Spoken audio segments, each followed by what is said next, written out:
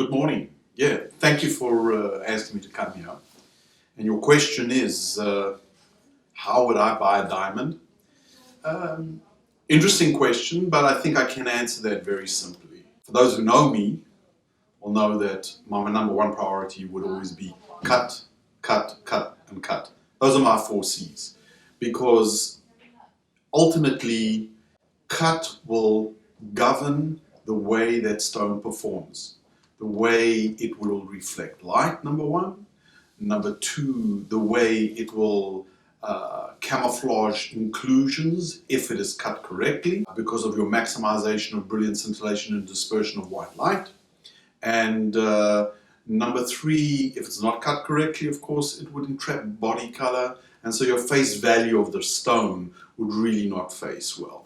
So yes, for me, cut is number one priority. It's like an engine, and that diamond is a prism, and it is its engine, and it will govern the way the light is returned. So if we go out of certain parameters, that stone may be pretty and it might shine, but it will not shine as well as a stone that's cut to really strict light performance parameters.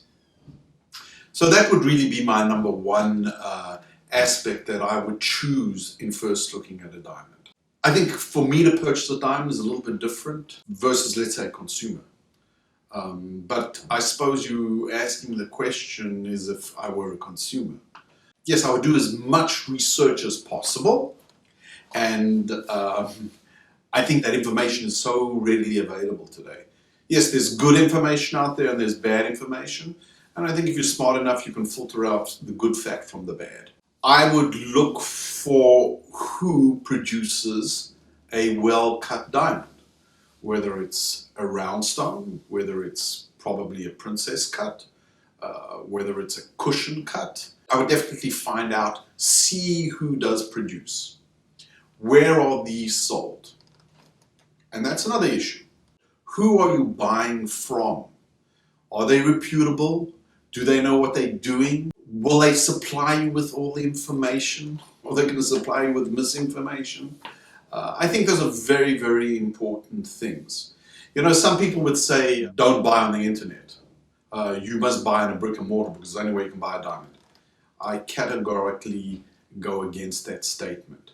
I think you're better off buying on the internet with a company that has a great reputation, a company that is known for its cut, a company that has given a contribution to the cut world. Because then I think you have some protection. To find a well-cut stone, there's some narrow parameters. Yes, there are people who would say, you know, you've got to look at the report. Well, I would disagree with that too. Yes, you have to look at a report, but you have to see where the report comes from. Now, some people say, oh, never buy anything but GIA. There again, not true.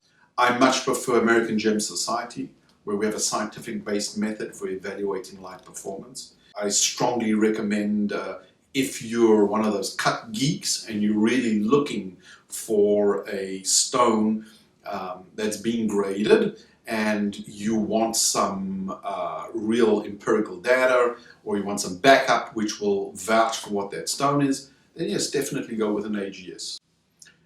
Okay, let's just recap very quickly and just understand what my number one priority is cut. Because as I said, it governs everything.